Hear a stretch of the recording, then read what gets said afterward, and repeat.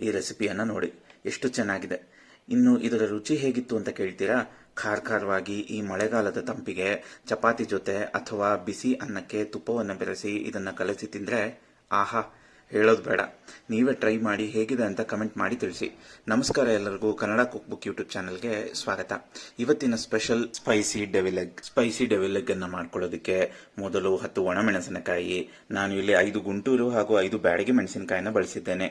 ನೀವು ನಿಮ್ಮ ರುಚಿಗೆ ಅನುಗುಣವಾಗಿ ಈ ಮೆಣಸಿನಕಾಯಿ ಪ್ರಮಾಣವನ್ನು ಬದಲಿಸಿಕೊಳ್ಳಬಹುದು.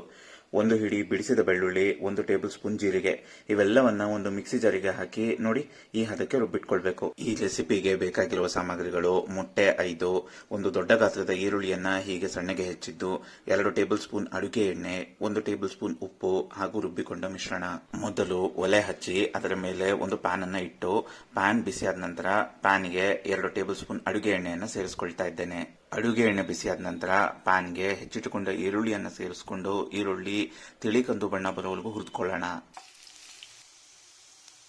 ಹೀಗೆ ಈರುಳ್ಳಿ ತಿಳಿ ಕಂದು ಬಣ್ಣಕ್ಕೆ ತಿರುಗಿದ ನಂತರ ಪ್ಯಾನ್ಗೆ ರುಬ್ಬಿಟ್ಟುಕೊಂಡ ಒಣಮೆಣಸಿನಕಾಯಿ ಮಿಶ್ರಣವನ್ನು ಸೇರಿಸಿಕೊಂಡು ಈ ಮಿಶ್ರಣದಿಂದ ಎಣ್ಣೆ ಹೊರ ಬರೋವರೆಗೂ ಹುರಿದುಕೊಳ್ಬೇಕಾಗತ್ತೆ. ಹೀಗೆ ಹುರಿದುಕೊಳ್ಬೇಕಾದ್ರೆ ಗ್ಯಾಸ್ ಫ್ಲೇಮನ್ನು ಮೀಡಿಯಂನಲ್ಲಿ ಇರಿಸಿ, ಏನಾದರೂ ತಳ ಹಿಡಿತಿದೆ ಅಂತ ಅನಿಸಿದ್ರೆ ಬೇಕಾದರೆ ಸ್ವಲ್ಪ ನೀರನ್ನು ಸೇರಿಸ್ಕೊಂಡು ಮಸಾಲೆಯನ್ನು ಪೂರ್ತಿಯಾಗಿ ಹುರಿದುಕೊಳ್ಬೇಕಾಗತ್ತೆ. ಈ ಹಂತಕ್ಕೆ ಹುರಿದುಕೊಂಡ ನಂತರ ಪ್ಯಾನ್ಗೆ 1 ಟೇಬಲ್ ಸ್ಪೂನ್ ಉಪ್ಪನ್ನು ಸೇರಿಸ್ಕೊಳ್ತಾ ಇದ್ದೇನೆ. ಉಪ್ಪನ್ನು ಸೇರಿಸಿ ಎಲ್ಲವನ್ನ ಪೂರ್ತಿಯಾಗಿ ಕಲಸಿ ಈ ಮಸಾಲೆಯನ್ನು ಪೂರ್ತಿಯಾಗಿ ರೋಸ್ಟ್ ಮಾಡಿಕೊಂಡ ನಂತರ ಪ್ಯಾನ್ಗೆ ಒಂದೊಂದಾಗಿ ಮೊಟ್ಟೆಯನ್ನು ಸೇರಿಸಬೇಕು. ಮೊಟ್ಟೆಯನ್ನು ಸೇರಿಸಿ ಕದಲಿಸದೆ ಪ್ಯಾನ್ನ ಮುಚ್ಚಳವನ್ನು ಮುಚ್ಚಿ ಗ್ಯಾಸ್ ಫ್ಲೇಮನ್ನು ಮೀಡಿಯಂನಲ್ಲೇ ಇಟ್ಟು 2 ನಿಮಿಷ ಮೊಟ್ಟೆಯನ್ನು ಬೇಯಿಸ್ಕೊಳ್ಳೋಣ. ಹೀಗೆ ಮೊಟ್ಟೆಯನ್ನು ಬೇಯಿಸ್ಕೊಂಡ ನಂತರ ಒಂದೊಂದಾಗಿ ಮೊಟ್ಟೆಯನ್ನು ತಿರುಗಿಸಿ ಇನ್ನೊಂದು ಬದಿ ಬೇಯಿಸ್ಕೊಂಡ್ರೆ ಮೊಟ್ಟೆ ಪೂರ್ತಿಯಾಗಿ ಬೇಯುತ್ತೆ.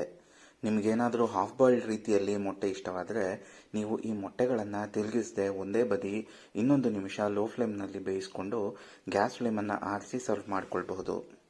ಮತ್ತಿನ್ನೇನು, ಇಷ್ಟು ಬೇಯಿಸ್ಕೊಂಡ್ರೆ ತುಂಬಾನೇ ರುಚಿಯಾಗಿರುವಂತಹ ಸ್ಪೈಸಿ ಡೆವಿಲ್ ಎಗ್ ತಿನ್ನಲು ರೆಡಿ. ಈ ರೆಸಿಪಿ ನಿಮ್ಗೆ ಇಷ್ಟ ಆಯ್ತಾ? ಹಾಗಿದ್ರೆ ಈ ರೆಸಿಪಿಯನ್ನು ಟ್ರೈ ಮಾಡಿ ಹೇಗೆ ಬಂತು ಅಂತ ನಮಗೆ ಕಮೆಂಟ್ ಮಾಡಿ ತಿಳಿಸಿ. ಹಾಗೂ ನೀವು ಟ್ರೈ ಮಾಡಿದ ರೆಸಿಪಿಯ ಫೋಟೋವನ್ನು ನಮ್ಮ ಇನ್ಸ್ಟಾಗ್ರಾಮ್ ಐಡಿಗೆ ಟ್ಯಾಗ್ ಮಾಡಿ ಕಳಿಸಿ. ನೀವು ಟ್ಯಾಗ್ ಮಾಡಿದ ಫೋಟೋವನ್ನು ನಾವು ನಮ್ಮ ಚಾನಲ್ನಲ್ಲಿ ಡಿಸ್ಪ್ಲೇ ಮಾಡ್ತೇವೆ. ಹಾಗೂ ಕೂಡಲೇ ಕನ್ನಡ ಕುಕ್ ಬುಕ್ ಯೂಟ್ಯೂಬ್ ಚಾನಲನ್ನು ಸಬ್ಸ್ಕ್ರೈಬ್ ಮಾಡಿಕೊಳ್ಳಿ. ಈ ವಿಡಿಯೋವನ್ನು ನೋಡಿದ್ದಕ್ಕೆ ಧನ್ಯವಾದಗಳು.